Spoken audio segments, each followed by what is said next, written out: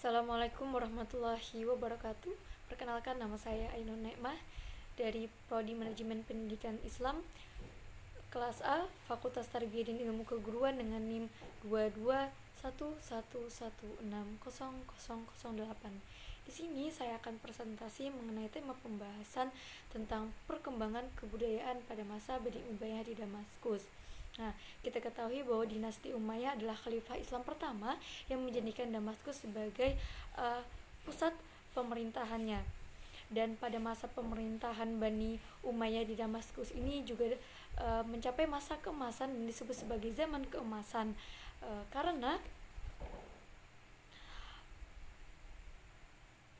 bisa dilihat dia menjadi pusat pemerintahan yang wilayah kekuasaannya itu membentang dari pantai Samudra Atlantik hingga Sungai Indus dan dari Prancis Selatan hingga Cina Barat.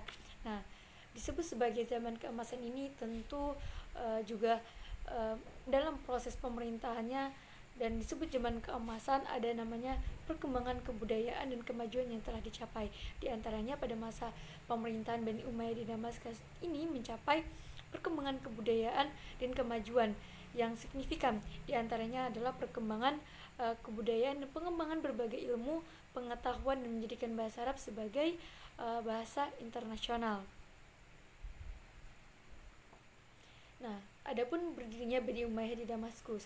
Jadi menurut catatan Syamsul Munir Amin pada tahun 2009, Muawiyah itu berhasil mendirikan dinasti Umayyah itu bukan semata-mata karena kemenangan diplomasi di Siffin dan terbunuhnya Khalifah Ali.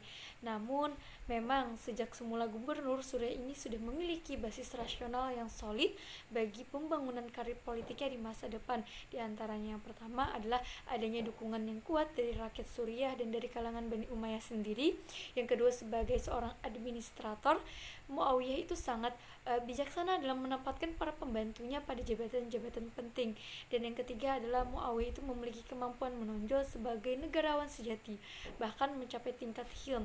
Nah, di mana sifat tertinggi yang dimiliki oleh para pembesar muka zaman dahulu.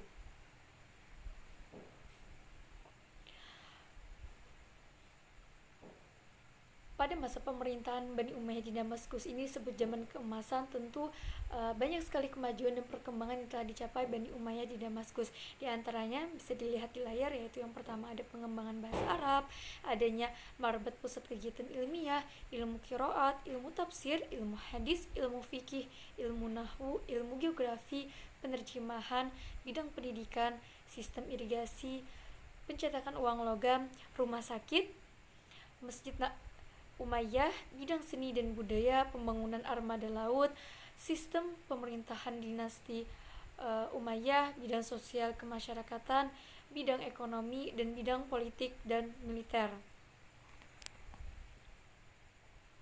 Yang pertama adalah pengembangan bahasa Arab. Nah, jadi para penguasa dinasti Umayyah itu menjadikan bahasa Arab sebagai bahasa resmi negara dan pemerintahannya, sehingga pembukuan dan surat menyurat itu harus menggunakan bahasa Arab. Dan sebelumnya bahasa yang digunakan itu ialah bahasa Romawi dan bahasa Persia.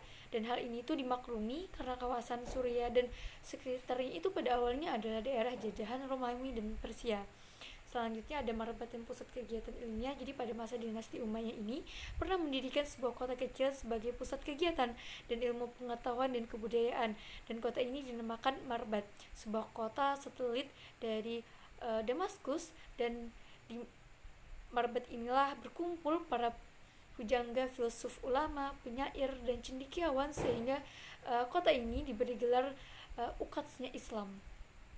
Selanjutnya ada ilmu qiraat. Ilmu qiraat ini adalah ilmu seni membaca Al-Quran. Jadi ilmu qiraat ini merupakan ilmu keislaman yang tertua yang telah dibina sejak zaman Khulafaur Rasyidin pada masa dinasti dan pada masa dinasti Umayyah ini ilmu dikembangkan sehingga menjadi cabang ilmu keislaman yang sangat penting. Dan beberapa ahli qiraat ternama lahir pada era ini seperti Abdullah bin Usyair dan Asim bin Abi Ujud. Dan ilmu qiraat ini mempunyai kedudukan yang penting di antara ilmu-ilmu keislaman yang lain. Nah, ilmu ini juga bisa memudahkan para ahli fikih fuqaha dalam memahami hukum, dan ilmu ini menjadi dasar penting dalam bidang fikih karena untuk mengetahui dan menentukan suatu Ilmu hukum ahli fikih itu selain penting bagi para fuqaha, ilmu ini juga penting artinya bagi para mufasir, muhaddis, ahli tata bahasa dan lain-lain. Nah, selanjutnya ada ilmu tafsir. Ilmu tafsir ini adalah ilmu yang mempelajari ayat-ayat Al-Quran. Nah, mulai dari penjelasan arti kosakata, mufradat, kalimat, sebab turunnya ayat, asbabun nuzul, kedudukan ayat hingga makna yang terkandung di dalamnya. Nah, pada masa hidup Nabi Shallallahu Alaihi Wasallam serta pemerintahan Abu Bakar dan Umar, ilmu-ilmu Al-Quran itu belum dibukukan, dan kemudian pada masa pemerintahan Utsman bin Affan itu terjadi perselisihan di antara umat muslim mengenai bacaan Al-Quran, sehingga Khalifah Utsman mengambil sebuah keputusan dan tindakan untuk menghentikan perselisihan tersebut, di mana tindakan tersebut diambil melalui penyeragaman tulisan Al-Quran demi menjaga keutuhan Al-Quran sekaligus menjaga persatuan umat Islam. Dan tindakan Khalifah Utsman ini merupakan awal bagi lahirnya ilmu rasm Al-Quran, dan minat untuk menafsirkan Al-Quran di kalangan umat Islam ini kemudian berkembang pesat pada masa dinasti Umayyah. Lalu para mufasir dalam menafsirkan Al-Quran dengan dua pendekatan. Ada yang menafsirkannya dengan pendekatan nakli atau tafsir bi al-ma'thur, dan ada yang menafsirkannya dengan pendekatan nalar atau tafsir bi al-ma'kul. Dan berdasarkan keturunan para mufasir yang luar biasa dalam menafsirkan makna setiap ayat Al-Quran, sehingga memudahkan mereka mempelajari Al-Quran dan menghafalkannya, memudahkan mereka dalam memahami ajaran-ajaran Al-Quran sehingga dapat mengamalkannya dan menghindarkan terjadinya salah pengertian terhadap ayat-ayat Al-Quran.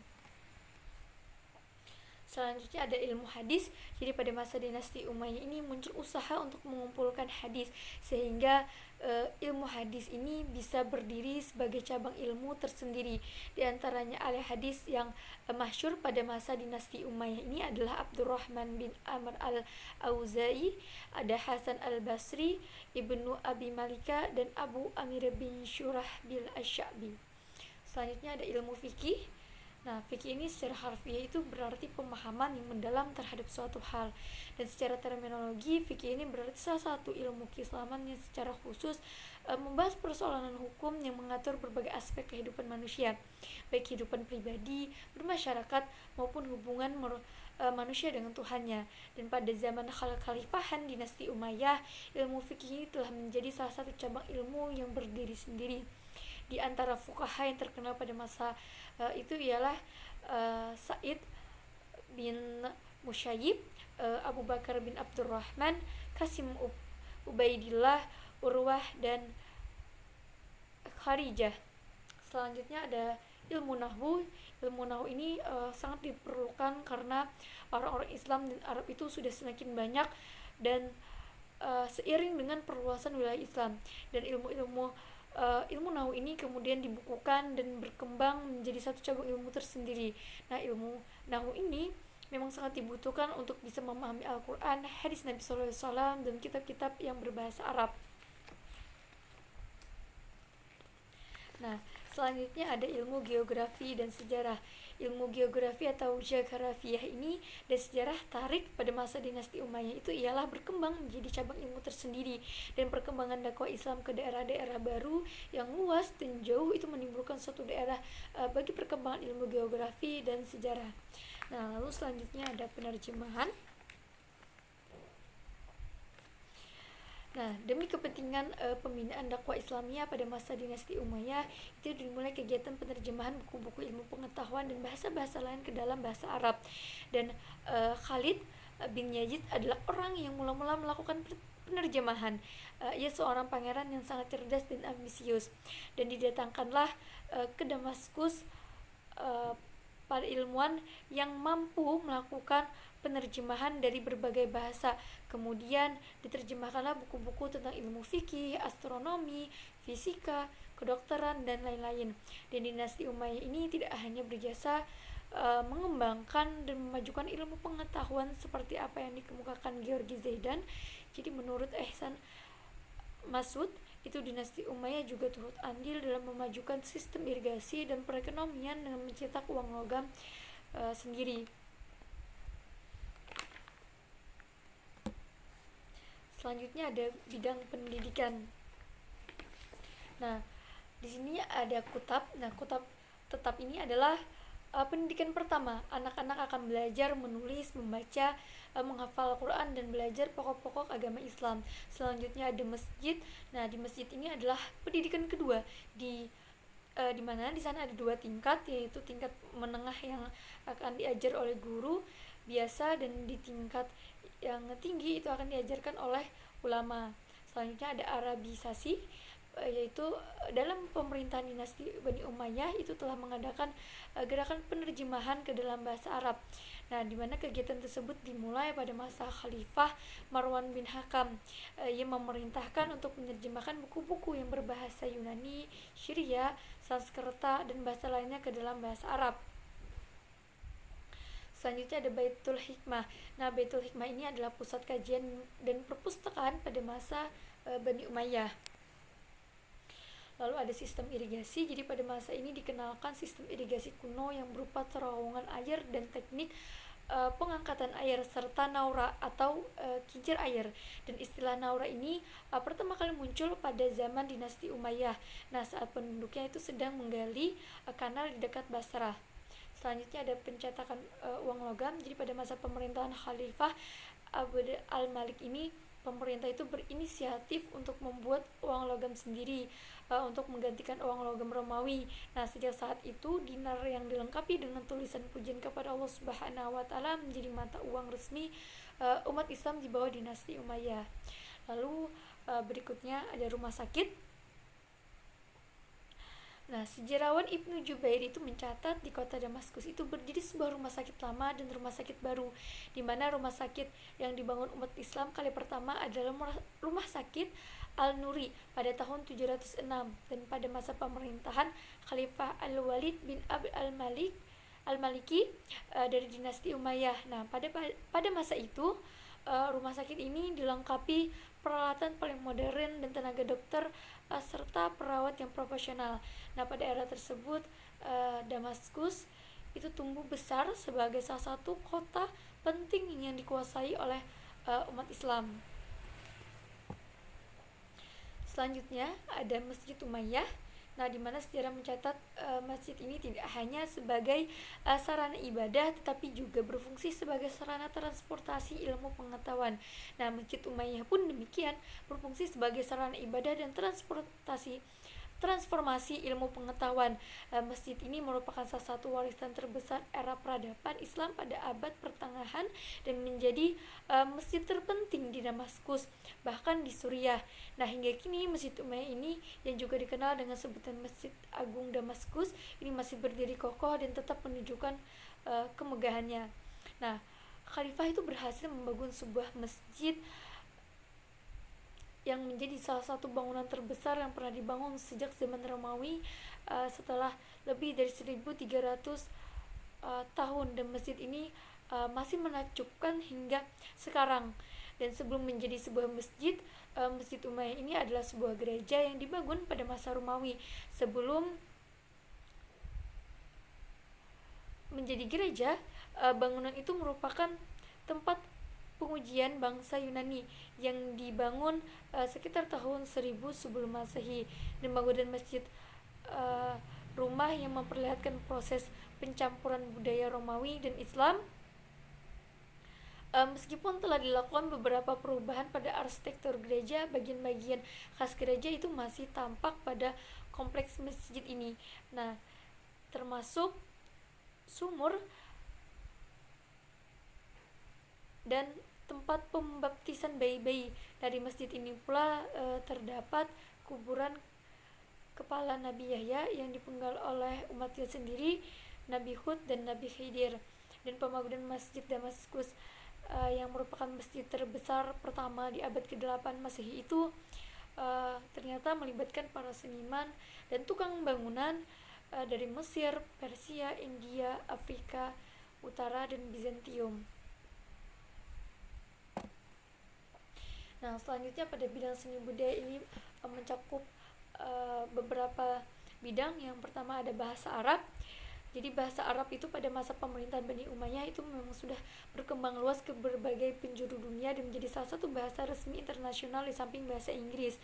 Nah, selanjutnya ada mata uang, di mana pada masa pemerintahan Bani Umayyah itu mencetak uang yang bertuliskan la ilaha illallah, lalu di sebelahnya itu ditulis kalimat Abdul Malik. Nah, selanjutnya ada gedung dan pabrik industri. Jadi pada masa pemerintahan Bani Umayyah itu telah mendirikan pabrik kain dan senjata serta gedung-gedung pemerintahan. Nah, selanjutnya ada irigasi pertanian. Jadi pada masa pemerintahan Bani Umayyah itu membangun saluran irigasi sebagai sarana pendukung bidang pertanian. Lalu ada pusat ilmu dan adab. Jadi pemerintahan Bani Umayyah itu membangun kota Kufah dan Basrah sebagai pusat perkembangan ilmu dan adab. Nah, selanjutnya yang terakhir itu ada pembukuan negara.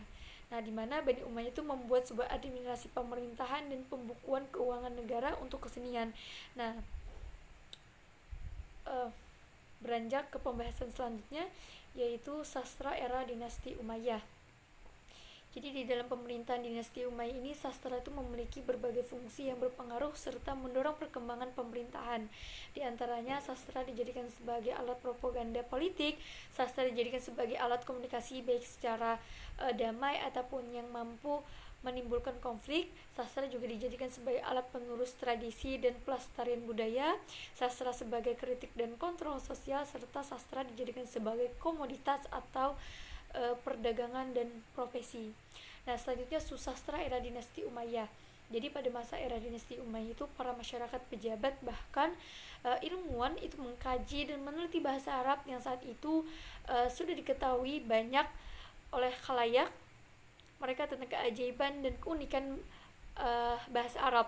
Nah, sastra Arab itu bisa dikatakan sebagai sastra yang paling kaya secara umum di antara bahasa-bahasa Samawi.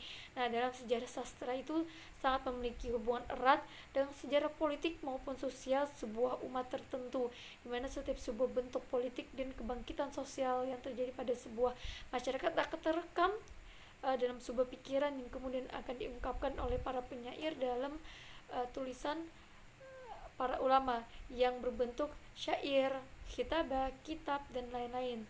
Dan pada masa pemerintahan Bani Umayyah itu pertikaian politik dan fanatisme kesukuan itu mulai berkecamuk kembali dan penuh pertumpahan darah dan peperangan. Nah, tujuan puisi yang pada awalnya adalah sebagai media dakwah, mengagungkan Rasulullah dan Khulafaur Rasyidin dan sebagainya, kini berubah tujuan, di mana tujuan baru dari puisi-puisi pada masa Bani Umayyah tersebut ialah yaitu dijadikan sebagai puisi politik, syair al-siyasi, dijadikan sebagai puisi polemik, syair al-naqaid, dan puisi cinta, syair al-ghazal. Nah, selanjutnya juga ada majelis sastra. Jadi khalifah itu mendirikan majelis sastra, itu gunanya untuk meningkatkan bidang sastra, di mana gedung ini juga difungsikan sebagai tempat diskusi urusan politik, dan majelis ini diperuntukkan bagi ulama terkemuka dan para sastrawan. Nah, selanjutnya juga ada bidang arsitektur. Jadi untuk mengembangkan bidang arsitektur ini, Khalifah Muawiyah dan Abu Sufyan itu telah membuat menara. Jadi pada periode Abdul Malik bin Marwan itu membangun Kubah Asy-Syakra.